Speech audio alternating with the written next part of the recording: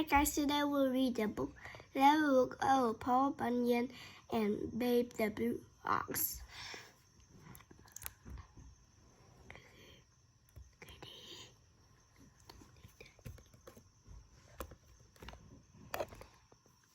Paul Bunyan was a giant lumberjack. He stood 63 axe handle high. Give or take a handle. When Paul shouted timber and swung his axe, 100 trees would fall back. In Paul's day, America was growing fast, and the people knew the word to build houses and towns. Farmers needed all land cleared so they could grow crops. Paul showed an early talent for knocking down trees. As a baby, he rolled over in his sleep one night and knocked down a mile of main forest. He always knew he'd be a lumberjack, and soon it was time to follow his dream. I'm off to log the northwood, he told his parents. Good luck, son.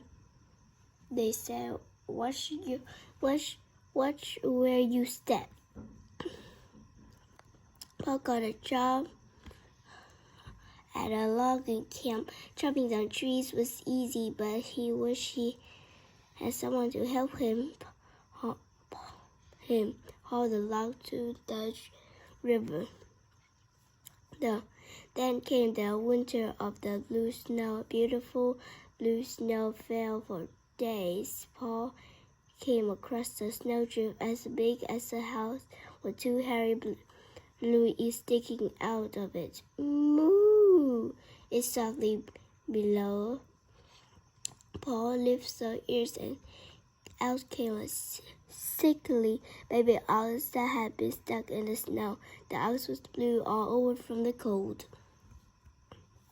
Paul brought the ox back to the camp and cared for him all night. In the morning, the ox feeling better, but he stayed blue. He licked Paul on the neck. Paul laughed. I'll call you Babe, he said. They went to Michigan, where Paul set up his own logging camp. Babe grew like crazy and soon was so big that folks could hardly see him. And to end, none of the location watering holes were big enough for Babe to drink from. Paul solved the problems by using his axe to dig the Great Lakes. Paul's logging camp was filled with hundreds of lumberjacks. They were a hungry bunch, and their favorite food was pancakes. More pancakes, they called, but the cooks couldn't make enough. So Sham, the chef cook, feared that the men would quit if they didn't get more pancakes. Don't worry, Sam, I solved this, Paul said. Paul sat and thought about the problem a while, then he and Babe disappeared.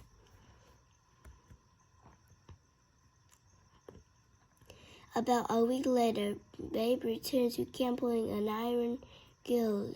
The grill was a mile wide if it was an inch. Paul had it built in a big city.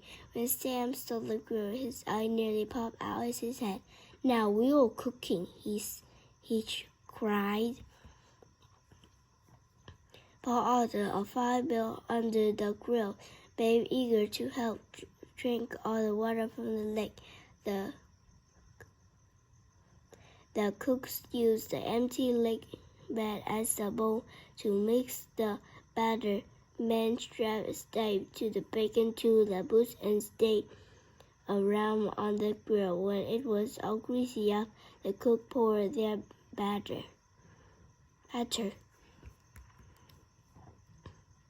Soon, half a million pancakes were bubbling in the grill. There are even a pipeline of syrup going straight to the table. The lumberjack was finally happy, and no one quit Paul's camp. Those pancakes were too good.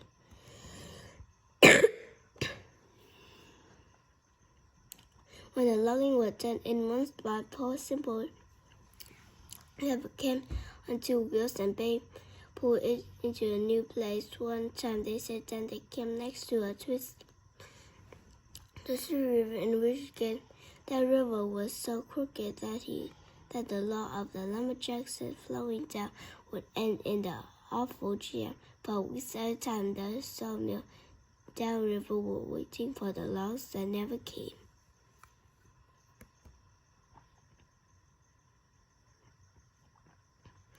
Paul sat picking his teeth with a pine tree while he thought about the problems.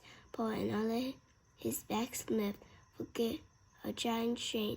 He hooked one end of the chain to Babe's harness, and the other end to the twist of the river. Pull, Babe, he commanded, and Babe pulled. Sweat poured out, Babe, but the river wouldn't budge.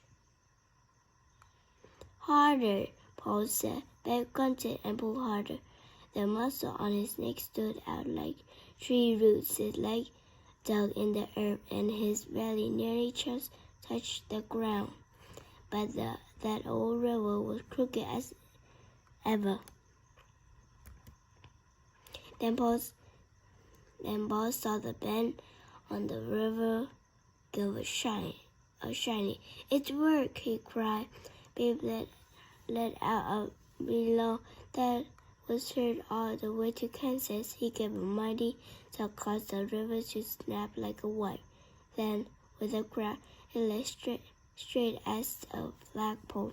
A ranchia Paul stuck out his chest with surprise so much that his button popped out of his shirt.